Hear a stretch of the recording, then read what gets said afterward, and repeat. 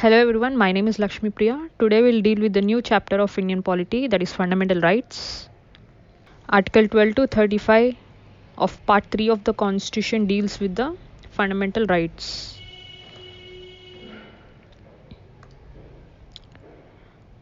Okay. Fundamental rights are enriched in the part 3 of the constitution from article 12 to 35. In this regard, the framers of the constitution derived the inspiration from the Constitution of USA. Okay, fundamental rights are taken from the Constitution of USA.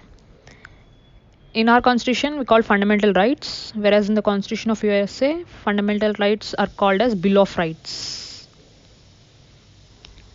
Next, part 3 of the constitution is rightly described as Magna Carta of India. Magna Carta is nothing but the document that guarantees the rights to the people. It contains a very long and comprehensive list of justiciable fundamental rights. Okay, next, the fundamental rights are guaranteed by the constitution to all persons without any discrimination. They uphold the equality of all individuals, the dignity of the individual, the larger public interest and unity of the nation. Next,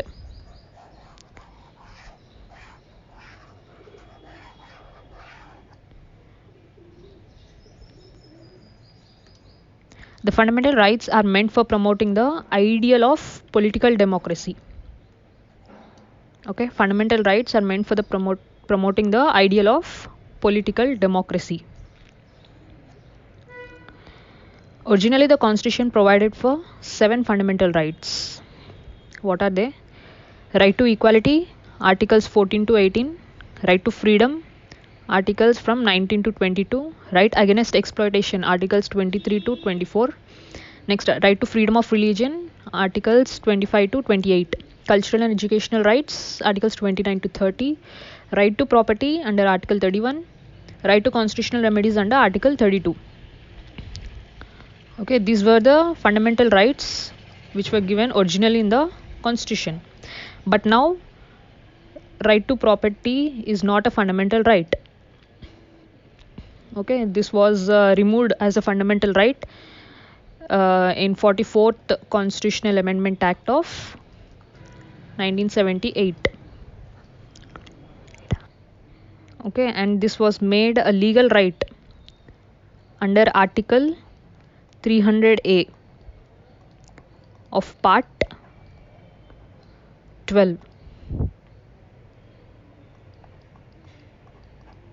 Okay.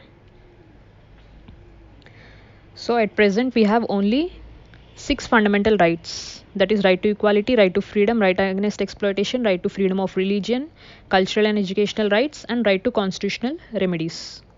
Only 6 fundamental rights at present. Today in this session we'll see in detail about the right to equality, that is from article 14 to 18.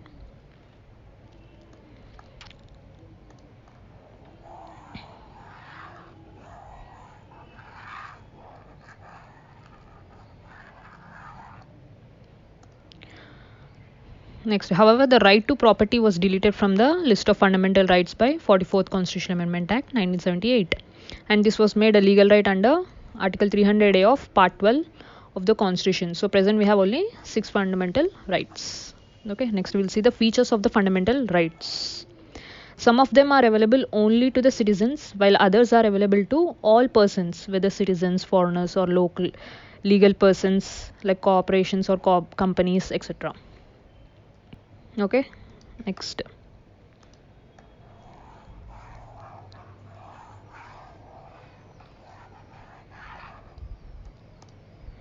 They are not absolute but qualified, means they are not permanent. Okay, the state can impose reasonable restrictions on them. Next, however, whether such restrictions are reasonable or not is to be decided by the courts. Court will decide whether they are reasonable restrictions or not. All of them are available against the arbitrary action of state, but few of them are also available against the arbitrary action of the private individuals. So what are they? We'll be seeing in the coming slides. Next, some of them are negative in character, that is, place limitations on the authority of the state, while others are positive in nature, conferring certain privileges on the persons. Okay, some are negative in character and some are positive in character.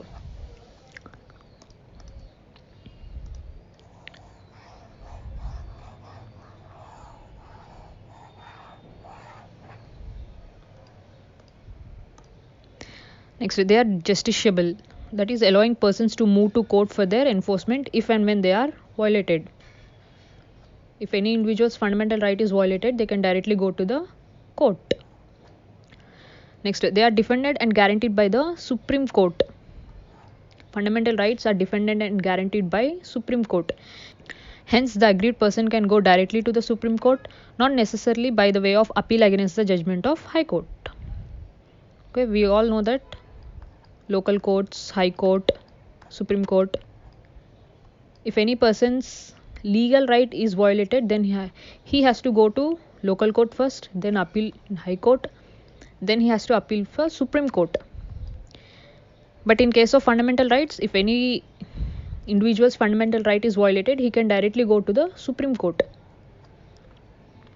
Okay. Next, they are not sacrosanct or permanent. The Parliament can curtail or repeal them, but only by the Constitutional Amendment Act and not by the ordinary acts.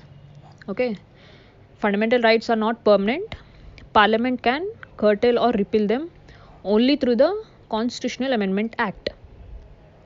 That is with a special majority only, not with simple majority. Next, moreover, this can be done without affecting the basic structure of the Constitution. Okay, Parliament can curtail or repeal fundamental rights, but the basic structure should not affect. Okay. Next.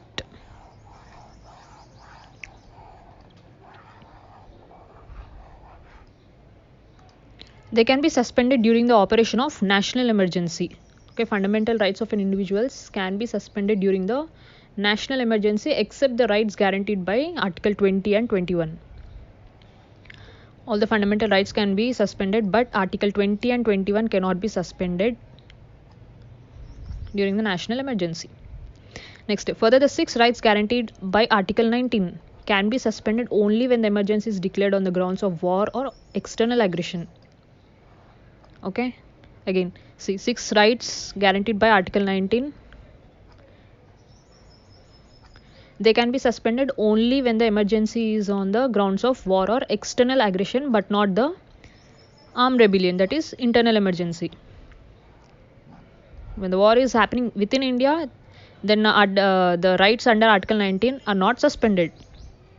But when there is an external war or external aggression, then only the rights guaranteed under Article 19 are suspended. Okay. Next, the scope of operation is limited by Article 31A, 31B and 31C. We'll see them in detail in the coming classes. Okay. Next.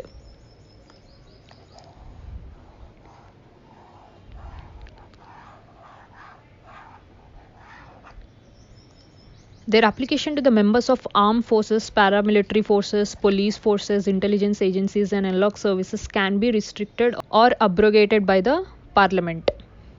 Okay, this is given under Article 33. Next, their application to be restricted while martial law is in force in any area. Okay, fundamental rights application can be restricted while there is a martial law, when martial law is in force in the area. What is martial law? It means a military rule imposed under abnormal circumstances to restore the order. Okay, whenever there is a martial law, that is military rule in any area, then the fundamental rights can be restricted. This was given under Article 34. Next, most of them are directly enforceable, while few of them can be enforced by the basis of law. Such laws can be made only by the Parliament, okay, but not by the state legislature. This was given under Article 35. Okay, next.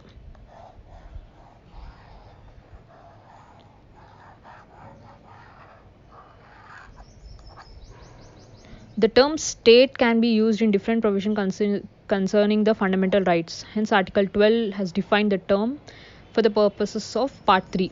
So, under Article 12, the definition of state is defined. Let us see what is that. According to it, the state includes the following: government and parliament of India, that is executive and legislative organs of union government; government and legislature of states, that is executive and legislative organs of the state government; all local authorities, that is municipalities, panchayats, district boards, improvement trusts, etc.; all other authorities, that is statutory or non-statutory; all other authorities, that is statutory or non-statutory authorities like LIC, ONGC, SAIL, etc.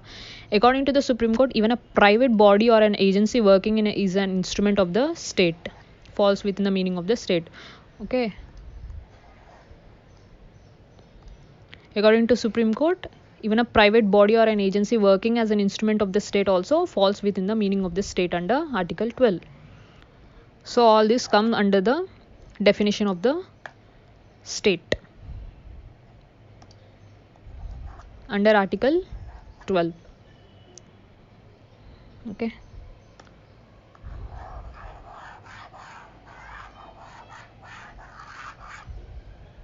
Next, let us see the laws inconsistent with fundamental rights. Article 13 declares that all the laws that are inconsistent with or in derogation of any of the fundamental rights shall be void. Okay. Next, in other words, it expressly provides for the doctrine of judicial review. Okay, all the laws that are inconsistent with the fundamental rights shall be void. This was given under Article 13 Clause 1.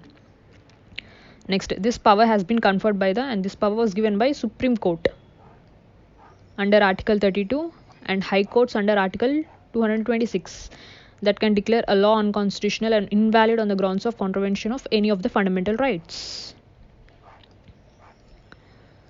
This was given under Article 13 Clause 2.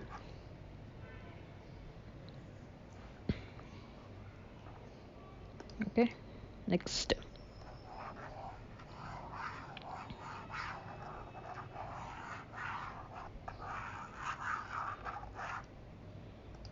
The term law in Article 13 has been given a wide connotation so as to include the following. Under Article 13 Clause 3, let us see. Permanent laws enacted by Parliament or state legislatures, temporary laws like ordinances issued by the President or state governors, statutory instruments in the nature of delegated legislation like order, bylaw, rule, regulations or notifications, non-legislative sources of law, that is custom or usage of having force of law. Okay, all these are defined as a term of law under Article 13. This was given under Article 13 Clause 3.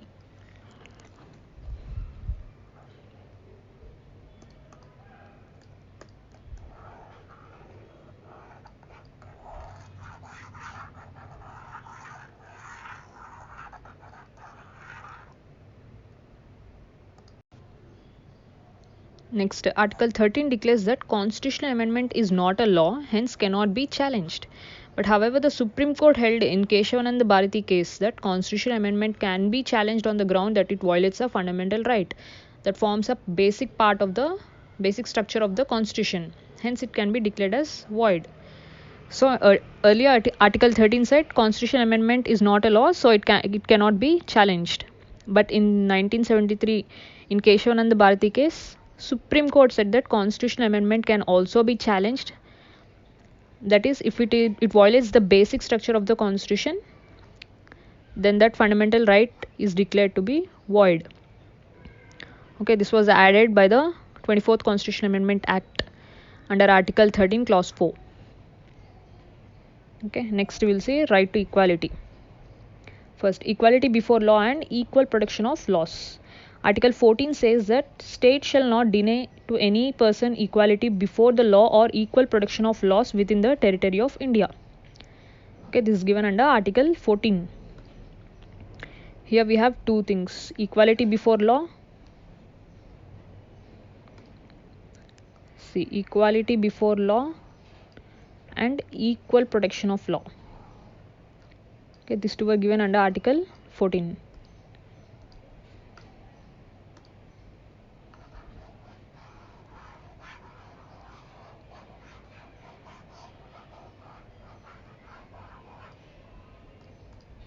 This provision confers rights to all the persons, whether citizens or foreigners.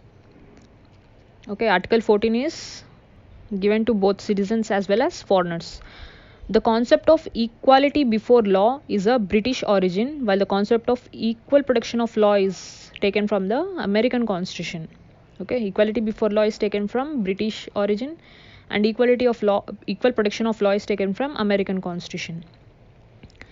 Okay, let us see the first concept, that is equality before law. What is equality before law? The absence of any special privileges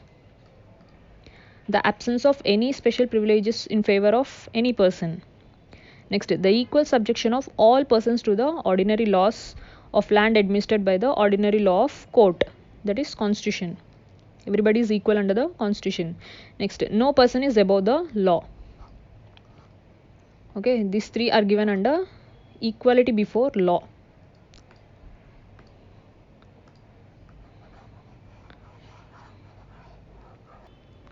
See, for example, there are two persons. Okay, one is rich and one is poor. For example, let us say that both of them robbed something from a shop. Okay, they both robbed something from a shop. Then both will get the same punishment. Okay, both will get the same punishment irrespective of rich or poor. They both are punished equally. Then that is called equality before law. Okay. Next, the second concept, that is equal protection of law. What is it? The equality of treatment under equal circumstances, both in the privileges conferred and liabilities imposed by the law. Okay, the similar application of the same laws to all persons who are similarly situated. See, if we take the example of the second concept, that is equal protection of law. See, again, if there are two persons, okay, one is short and one is tall. They both wanted to see the match. Okay, this is a wall. Beyond this wall, the match is going, some cricket or something. Okay, cricket match, let us say. So these both wanted to watch the match, but the wall is too big. Okay, there are two stools. If I give them the same height of stools, will they able to see the match? The taller one, maybe he can watch the match, but the shorter one, he can't watch the match. For example, if I give a little bigger stool for the shorter one, okay, the small stool for the taller one, then both of them can watch the match. Understand? This is called equal protection of law. Here both are getting benefit, right? If I give this equal stools, then one can watch the match, but one other cannot watch the match. But if I give a little taller stool for the short person, then both of them can watch the match. Okay, this is called equal protection of laws. Okay. Next, the like should be treated alike without any discrimination. Thus, the former is a negative concept, while latter is a positive concept. That is, equality before law is a negative concept and equal protection of law is a positive concept. Next, Article 14 forbids class legislation. It permits reasonable classification of persons, objects, transactions by law. Okay, Article 14 doesn't encourage the special privileges to any persons. Okay, Article 14 denies the special privileges to any persons, and it permits the reasonable classification of persons, objects and transaction. But this classification should not be arbitrary, artificial or invasive. It should not be any random classification. Okay, it should be clear and perfect. Next,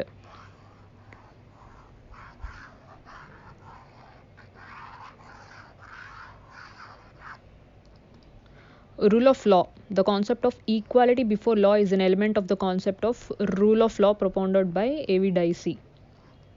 Okay, rule of law is propounded by A.V. Dicey. He is a British jurist. His concept has three elements. What are they?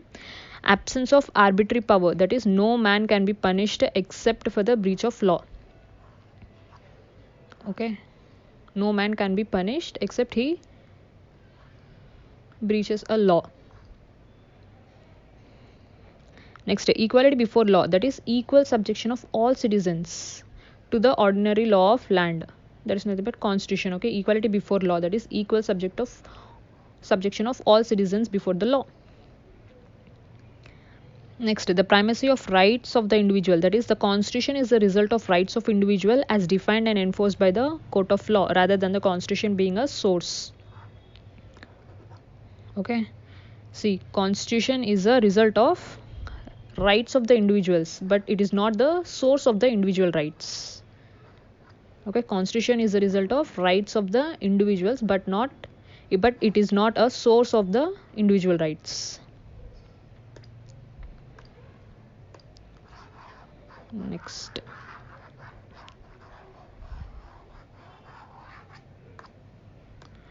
Supreme Court held the rule of law as embodied in the Article 14 is a basic feature of the Constitution. Okay, Supreme Court said a rule of law which is included in the Article 14 is a basic feature of the Constitution. That is, it cannot be amended. Okay, rule of law under Article 14 cannot be amended as it is a basic feature of the Constitution. This was held by Supreme Court. Next, exceptions to equality. Okay, there are few exceptions. The rule of equality before law is not absolute and there are constitutional and other exceptions. Let us see.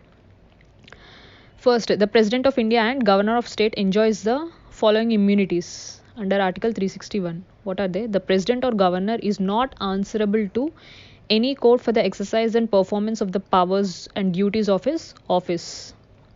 There are few exceptions to the equality. First one is the President or Governor. He is not answerable to any court for his exercise and performance of power and duties of his office. Next, no criminal proceedings shall be instituted or continued against the President or Governor in any court during the term of his office. Okay. Next, no process for the arrest or imprisonment of the President or Governor. Next, no civil proceedings against the President or Governor until the expiration of 2 months next after the notice has been delivered to him.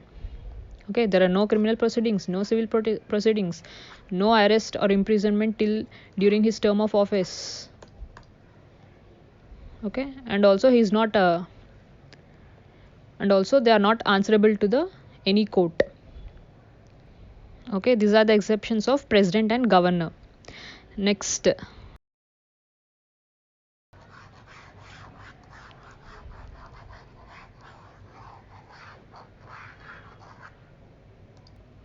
no person shall be liable to any civil or criminal proceedings in any court in respect to the publication in newspapers. Okay, media. Okay, media is not responsible to any civil or criminal proceedings in any court with respect to the publication in the newspaper. Okay, this was given under Article 361A. Next, no member of Parliament shall be liable to any proceedings in any court in respect to anything said or any vote given by him in a Parliament or any committee thereof. Okay, member of Parliament is also not liable to any proceedings in any court in respect to of anything he said or any vote given by him in a Parliament or any committee. Okay, this was given under Article 105. Next, no member of the legislature of the state shall be liable to any proceedings in any court in respect to anything said or any vote given by him in the legislature. Okay, this is member of Parliament and this is member of legislature of the state.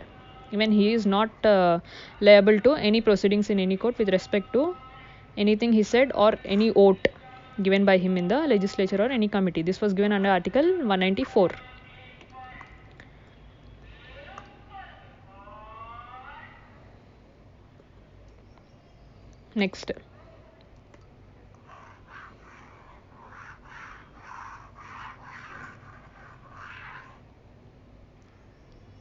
Next, Article 31C is an exception to Article 14. Okay, it provides that the laws made by the state for implementing directive principles contained in Clause B or Clause C of Article 39 cannot be challenged on the ground that they are violative of Article 14. Okay, Article 31C is an exception to Article 14. Okay, the laws made under Article 14 are not implemented to the Article 31C. Okay, Supreme Court said that where Article 31C comes in, Article 14 goes out. Article 31C is a superior in front of Article 14. Next, the foreign sovereigns, okay, the foreign rulers, ambassadors, and diplomats enjoy the immunity from criminal and civil proceedings. Okay, this is an exception for foreign rulers or ambassadors or diplomats. They enjoy the immunity from criminal and civil proceedings. Next, the UNO and its agencies enjoy the diplomatic immunity. Okay, UNO and its agencies also enjoy the diplomatic immunity.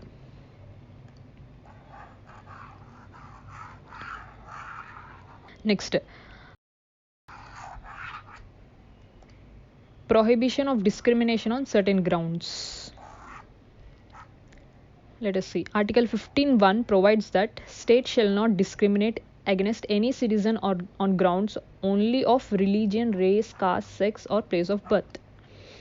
Okay, Article 51 says state shall not discriminate against any citizen on grounds only of religion, race, caste, sex, or place of birth. That is, it can discriminate against other grounds. Okay, other grounds it can discriminate, but under the grounds of religion, race, caste, sex, or place of birth, it cannot discriminate any people. Next, the word discrimination means to make an adverse distinction with regard to or to distinguish unfavorably to from others. Okay, discrimination is nothing but giving favorable conditions to some section of people and distinguishing unfavorable conditions to others. Okay, next, the use of word only connotes that discrimination on other grounds is not prohibited. Okay, state shall discriminate only on the grounds of religion, race, caste, sex, or place of birth. That is, other grounds can be discriminated. Next,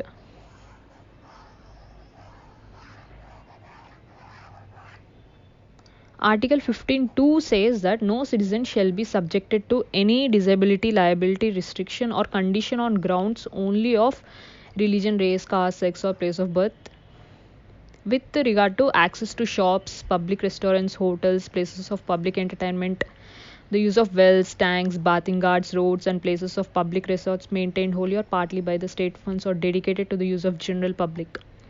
Okay, Article 15 clause 2 says that no citizen shall be subjected to any disability or liabilities on the grounds of only race, caste, sex, place of birth. With regard to this, access to shops or public restaurants, hotels, or places of public entertainment, or the use of wells, tanks, bathing gardens, etc. This provision prohibits discrimination both by the state and private individuals.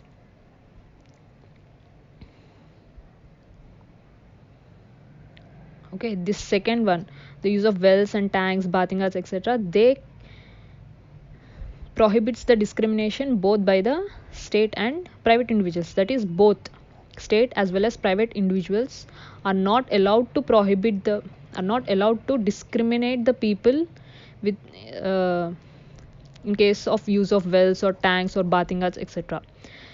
While the former one, it prohibits the discrimination only by the states. That is, states should not discriminate people with respect to access to shops or public restaurants, etc. Okay, states should not discriminate with respect to access of shops and etc. In case of the use of wells and tanks, both state as well as individuals, both should not discriminate people for the use of wells or tanks, bathing gardens, etc. Okay, this is given under Article 15(2).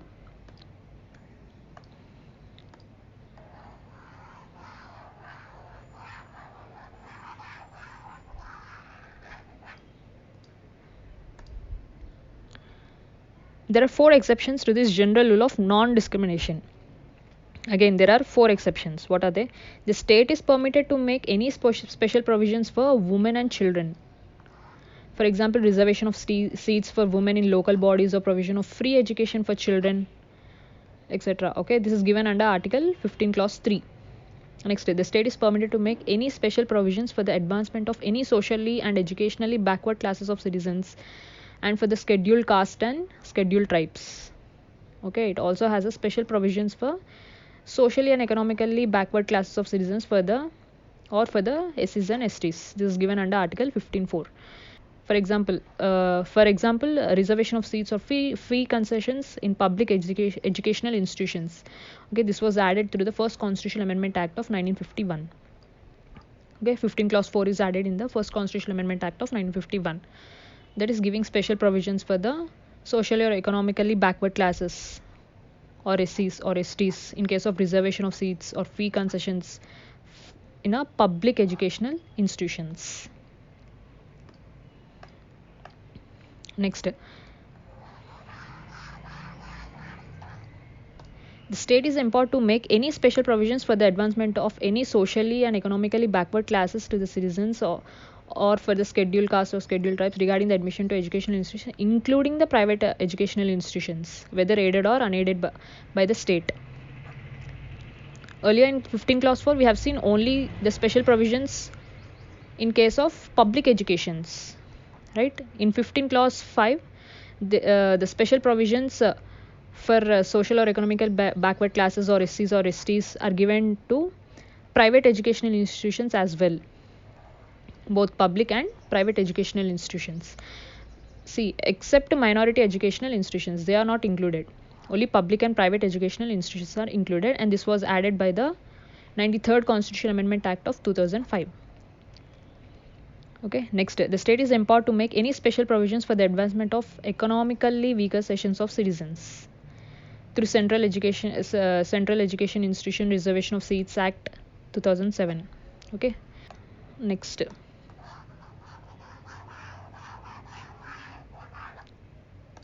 Further, the state is allowed to make a provision for reservation of up to 10% of seats for the sections in administration to educational institutions, including private education, whether aided or unaided by the state. Okay, state is also allowed to make the provisions of reservation up to 10% of seats.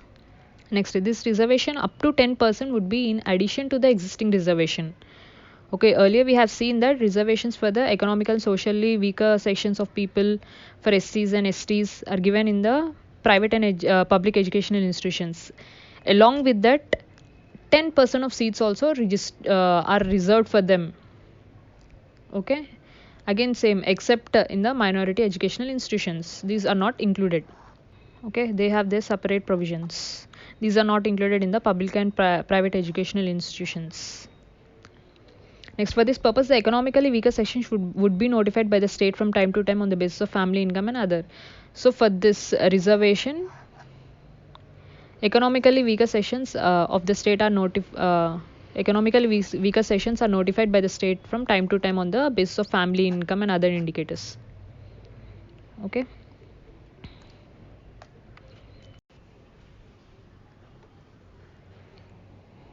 Next, equality of opportunity in public employment. Article 16 provides for the equality of opportunity for all citizens in matter of employment or appointment to any office under the state. Okay, Article 16 provides the equality of opportunity to all citizens in matter of public employment or appointment of any office under the state. No citizen can be discriminated against or be ineligible for any employment or office under the state on grounds of only religion, race, caste, sex, descent, place of birth or residence.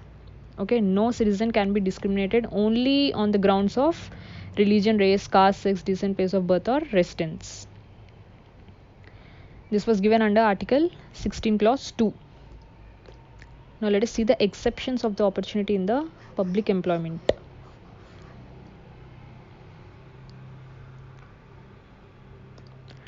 Parliament can prescribe the residence as a condition for certain employment or appointment in state or UT or local authority or other authority as Public Employment Act of 1957 expired in 1974. There is no such provision for any state except Andhra Pradesh and Telangana. See, Parliament can describe, okay, exception is Parliament can describe residence as a condition for certain employment. Okay, this is as per the Public Employment Act of 1957. This was expired in 1974. Okay, there is no such provision for any state. Now there is no such provision for any state except Andhra Pradesh and Telangana. This was given under Article 16 Clause 3. Okay, that is Andhra Pradesh and Telangana. In case of Andhra Pradesh and Telangana, Parliament can prescribe the residence, but in case of other states, it is not possible.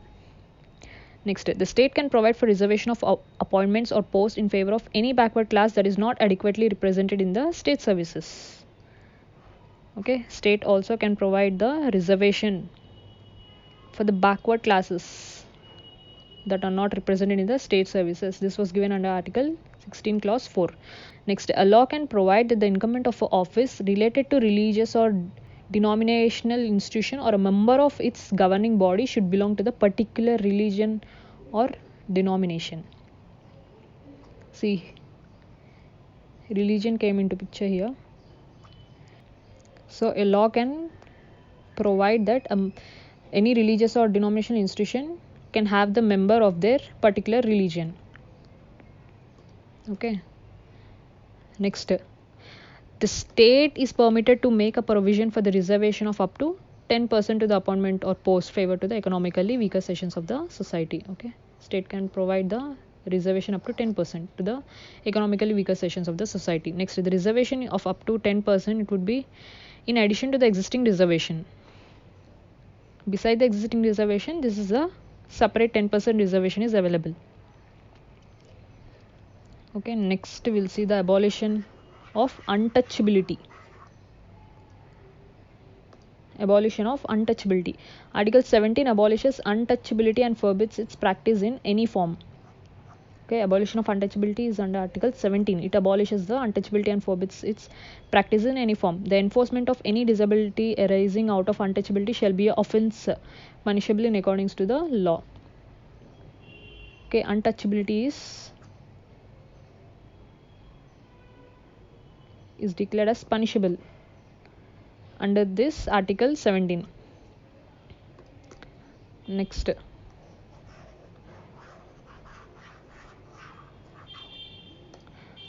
in 1976, the Untouchability Offences Act 1955 has been comprehensively amended and renamed as the Protection of Civil Rights Act.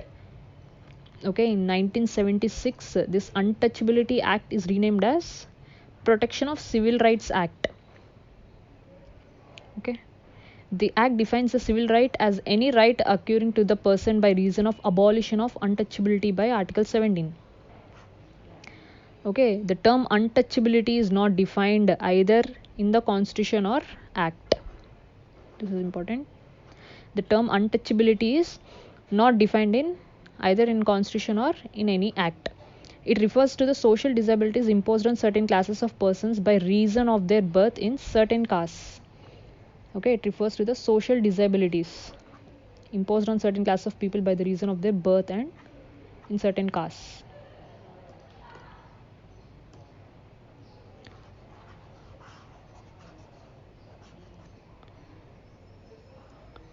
Hence, it does not cover social boycott of few individuals or their exclusion from religious services. Okay, untouchability doesn't cover the social boycott of few individuals and their exclusion from religious services. The Supreme Court held that right under Article 17 is available against the private individuals, and it is a constitutional obligation of the state to take necessary actions to ensure that the right is not violated. Not only the public individuals, but also available against the private individuals. Okay, next, abolition of titles under Article 18. Article 18 abolishes the titles and make 4 provisions. What are they? It prohibits the state from conferring any title on anybody, whether the citizen or foreigner. Okay, Article 18 is available also to the foreigners.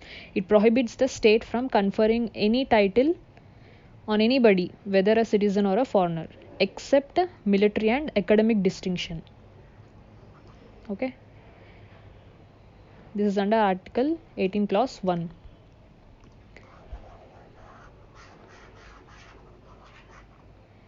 Next, it prohibits a citizen of India from accepting any title from any foreign state. This is under Article 18 Clause 2.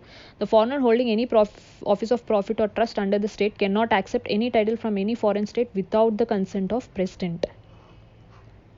Okay, foreigner holding any office of profit or trust under the state cannot accept any title from the foreign state without the permission of President. This was given under Article 18 Clause 3. Next, no citizen or foreigner holding any office of profit or trust under the state is to accept any present emolument or office from any under foreign state without the consent of President. See, this was given to foreigner. Here, citizen as well as foreigner, anybody. Okay, they are not allowed to accept the present or emolument or office under foreign state without the consent of President.